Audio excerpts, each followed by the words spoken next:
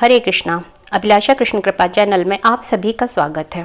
आज हम वाल्मीकि रामायण में बालकांड में आगे का भाग सुनेंगे। सुमंत्र से यह कथा सुनकर महाराज अत्यंत प्रसन्न हुए। तब वे अविलंब अपने परिजनों को लेकर अंग राज्य गए। वहां उनका महाराज रोमपाद द्वारा भव्य स्वागत किया गया। उसी समय अंग देश के राजा ने ऋष्यशृंग को सूचित किया कि उनके असली ससुर दशरथ हैं। लगभग एक सप्ताह तक रोमपाद के अतिथि सत्कार का आनंद लेने के पश्चात महाराज दशरथ ने अपने मित्र से कहा, मैं दीर्घ काल से विषादग्रस्त हूँ, क्योंकि अपने प्रख्यात वंश को कायम रखने हेतु मुझे अभी तक पुत्र की प्राप्ति नहीं हुई है। अतः मैं आपसे याचना करता हूँ कि आप ऋष्यशृंग को अयोध्या भेजकर मेरी ओर से अश्वमेध यज्ञ संपादित करने की आज्ञा दें। महाराज रोमपाद ने प्रसन्नता पूर्वक यह प्रस्ताव स्वीकार कर लिया और महाराज दशरथ ऋष्यशृंग एवं शांता के संग शीघ्र ही अपनी राजधानी लौट आए। तत्पश्चात वसंत ऋतु के आगमन पर महाराज दशरथ ने ऋष्यशृंग से अश्वमेध यज्ञ संपादन संबंधी निर्देशों के लिए याचना की। इस प्रकार यज्ञ के लिए आवश्यक प्रबंध किए जाने लगे तथा सरयू नदी के उत्तरी तट पर स्थित एक स्थान का चयन किया गया।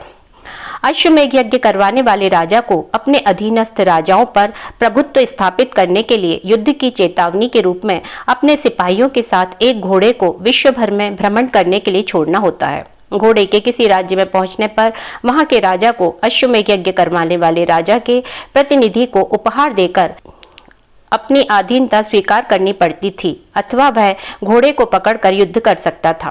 किसी भी राजा को यह छूट थी कि वह या तो मौन रहकर घोड़े को भेजने वाले शासक का प्रभुत्व स्वीकार कर ले, अथवा युद्ध के दावे को स्वीकार करके उस विशेष शासक के प्रभुत्व को नकार दे।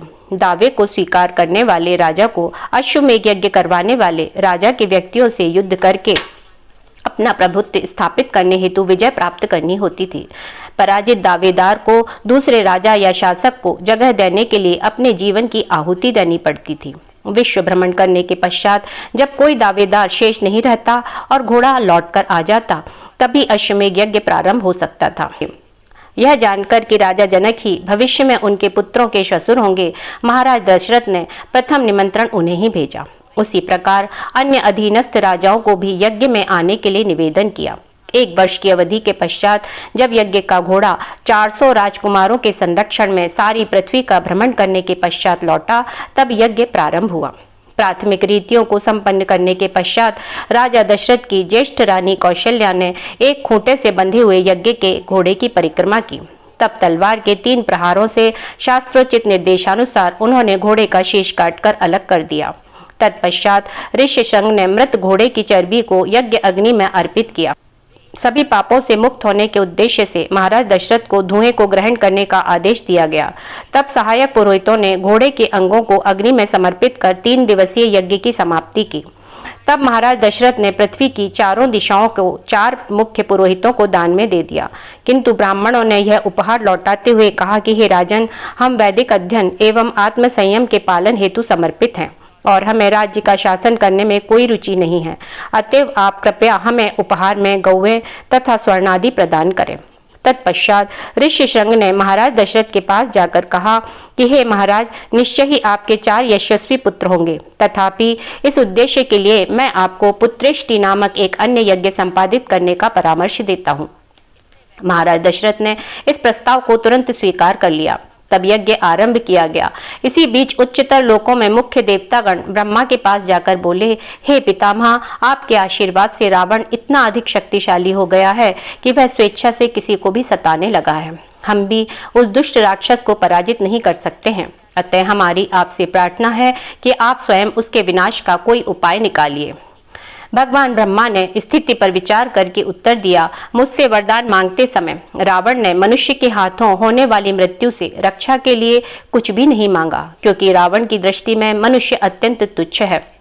जब ब्रह्मा रावण के वध के उपायों पर विचार कर रहे थे, अकस्मात अपने वाहन गरुड़ पर विराजित भगवान विष्णु प्रकट हुए।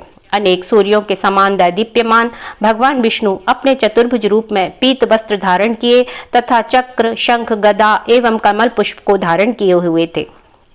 देवताओं ने अत्यंत श्रद्धा से भगवान की आराधना की एवं उनसे आग्रह किया, हे ब्रह्मांड के स्वामी, कृपया आप हमारी रक्षा हेतु रावण के वध के उद्देश्य से महाराज दशरथ के 4 पुत्रों के रूप में विस्तार करके अवतरित हों। भगवान विष्णु ने कहा, विश्वास रखो, अब भयभीत होने की कोई आवश्यकता नहीं है। मैं शीघ्र ही तुम्हारे शत्रु एवं राक्षसों के राजा को पराजित करके इस पृथ्वी पर 11,000 वर्षों तक शासन करूंगा। ऐसा कहकर भगवान विष्णु अंतर्धान हो गए तथा देवतागण आश्चर्यचकित रह गए। इस बीच महाराज दशरथ की यज्ञ अग्नि से एक असाधारण व्यक्ति प्रकट हुआ, जो गहरे वर्ण वाला था एवं जिसके शारीरिक लक्षण शुद्ध द्योतक थे। यह व्यक्तित्व असीम शक्तिशाली प्रतीत होता था। उसने दिव्य आभूषण धारण किए हुए थे एवं उसके हाथ में खीर से भरा एक विशाल स्वर्ण पात्र था।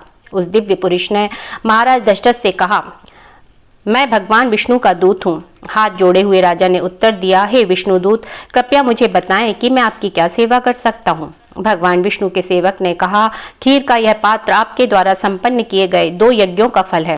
इसे अपनी 3 पत्नियों में वितरित कर दीजिए। उनके द्वारा आपको 4 पुत्र प्राप्त होंगे, जो सदैव आपकी प्रसिद्धि को चिरस्थायी रखेंगे। महाराज दशरथ ने प्रसन्नतापूर्वक उस पात्र को ग्रहण किया तथा विष्णुदूत की परिक्रमा की। जब भगवान विष्णु के दूत अंतर्धान हो गए, तब महाराज दशरथ ने शीघ्र ही वह खीर अपनी पत्नियों में वितरित की, क्योंकि वे पुत्र प्राप्ति के इच्छुक थे। महाराज दशरथ ने कौशल्या को खीर का आधा भाग, सुमित्रा को 1/4 एवं कैकेयी को 8वां भाग दिया। तत्पश्चात कुछ सोचकर उन्होंने शेष 8वां भाग सुमित्रा को दिया। तीनों पत्नियां अत्यंत प्रसन्न हुईं, क्योंकि उन्हें विश्वास था कि अब वे शीघ्र ही मातृत्व सुख प्राप्त करने वाली हैं। तीनों रानियों ने उत्सुकता पूर्वक अपने अपने हिस्से की खीर खाई और उसके पश्चात उन्होंने अपने गर्भ में दिव्य वंश की उपस्थिति का अनुभव किया। अपनी पत्नियों के गर्भवती होने की सूचना प्राप्त कर महाराज दशरथ अत्यंत संतुष्ट हुए। इसी बीच भगवान ब्रह्मा ने देवताओं को आदेश दिया, भगवान विष्णु के होने वाले अवतार की सहायता हेतु आप सभी स्वयं के अंश स्वरूपों को उत्पन्न करें। वानर स्वरूप में आपके द्वारा उत्पन्न संतान अप्सराओं, मादा वानरों, मादा यक्षों, नागों, विद्याधरों एवं अन्य दिव्य जीवों के संसर्ग से इच्छानुसार कोई भी रूप धारण करने में समर्थ एवं चमत्कारी शक्तियों से संपन्न होनी चाहिए। साथ ही उन्हें कुशाग्र बुद्धि वाले, शस्त्र विद्या में निपुण, भगवान विष्णु के समान पराक्रम वाले एवं आकाशीय काया वाले होना चाहिए। भगवान ब्रह्मा की आज्ञा पाकर इंद्र ने बाली, सूर्य ने सुग्रीव, बृहस्पति ने तार, कुबेर ने गंधमाद, विश्वकर्मा ने नल, वरुण ने सुषेण तथा वायु ने हनुमान को जन्म दिया। इन मुख्य वानरों के अतिरिक्त सहस्त्रों अन्य वानरों ने भगवान विष्णु के कार्य एवं सहायता हेतु जन्म लिया। वे सभी पर्वतों के समान विशाल थे एवं रावण से युद्ध करने के लिए व्याकुल थे। जिन देवताओं ने उन्हें उत्पन्न किया, इन वानरों ने भी उनके समान गर्भाधान के तुरंत बाद जन्म लिया।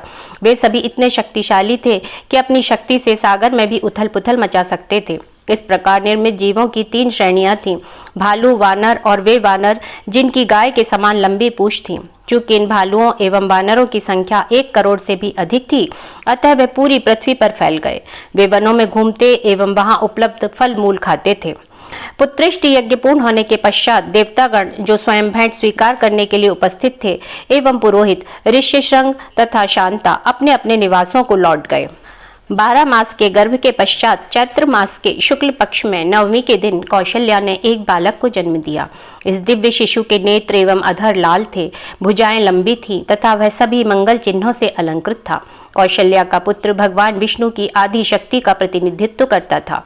शीघ्र ही दशरथ की कनिष्ठतम रानी कैकेयी ने भगवान विष्णु की 1/4 शक्ति का प्रतिनिधित्व करने वाले एक पुत्र को जन्म दिया। फिर कौशल्या के पुत्र के आने के 2 दिवस पश्चात सुमित्रा ने जुड़वां बालकों को जन्म दिया, जिनमें से प्रत्येक में भगवान विष्णु की शक्ति का 6ठा भाग समाहित था। ये चारों शिशु एक दूसरे से मिलते जुलते अत्यंत तेजस्वी एवं आकर्षक थे। वस्तुतः महाराज दशरथ ने पुत्रों के जन्म पर देवताओं ने स्वर्ग से पुष्प वृष्टि की, गंधर्वों ने गीत गाए एवं मधुर वाद्य यंत्र बजाए तथा अप्सराओं ने नृत्य किया। अयोध्या में एक महोत्सव हुआ। मार्गों पर विशाल जन समूह उमड़ पड़ा। इस उत्सव में वादक, नर्तक तथा नागरिकों के साथ अभिनेताओं ने भी भाग लिया। कौशल्या के बालक के जन्म के 13 दिवस पश्चात महाराज दशरथ के कुल पुरोहित वशिष्ठ मुनि ने नामकरण संस्कार संपन्न किया। उस भाग्यवान ऋषि ने कौशल्या के पुत्र का नाम राम, कैकेयी के पुत्र का नाम भरत तथा सुमित्रा के जुड़वा पुत्रों का नाम लक्ष्मण और शत्रुघ्न रखा। तत्पश्चात वशिष्ठ ने महाराज दशरथ के पुत्रों के लिए सभी परिशोधन संस्कारों को संपादित करने का उत्तरदायित्व लिया, जिनका अंत उपनयन संस्कार के उपरांत हुआ। वशिष्ठ के मार्गदर्शन में चारों भाई वेदों के ज्ञाता, महान पराक्रमी तथा समस्त दैविक गुणों को धारण करने वाले हो गए। जन्म से ही राम अपने भाइयों की अपेक्षा प्रत्येक क्षेत्र में अधिक प्रवीण थे। स्वाभाविक रूप से वे महाराज दशरथ को सर्वाधिक प्रिय थे। उसी प्रकार बाल्यावस्था से श्री लक्ष्मण को राम से बहुत प्रेम था। उसी प्रकार राम को भी लक्ष्मण के बिना भोजन या शयन की इच्छा नहीं होती थी। जब राम आखेट के लिए जाते तब लक्ष्मण उनके साथ अवश्य होते। शत्रुघ्न एवं भरत को भी एक दूसरे के प्रति बहुत प्रेम था। इस प्रकार वे अपृथक्करणीय थे। जब राम, लक्ष्मण, भरत और शत्रुघ्न की शिक्षा पूर्ण हो गई तब महाराज दशरथ ने अपने कुल पुरोहित वशिष्ठ से उनके विवाह के विषय में जिज्ञासा की। जिस समय यह चर्चा चल रही थी उसी समय अयोध्या में महान और पराक्रमी ब्रह्म ऋषि विश्वामित्र पहुंचे। जैसे ही उन्होंने महल में प्रवेश किया, महाराज दशरथ एवं वशिष्ठ उनका अभिवादन करने हेतु अपने अपने स्थान से उठ खड़े हुए। समुचित रीति से उनका सत्कार करने के पश्चात दशरथ उन्हें राजमहल में लाए तथा उन्होंने विश्वामित्र को सिंहासन पर बैठाया। हरे कृष्णा कृष्ण कृष्ण हरे हरे, हरे राम राम राम हरे हरे, हरे कृष्णा।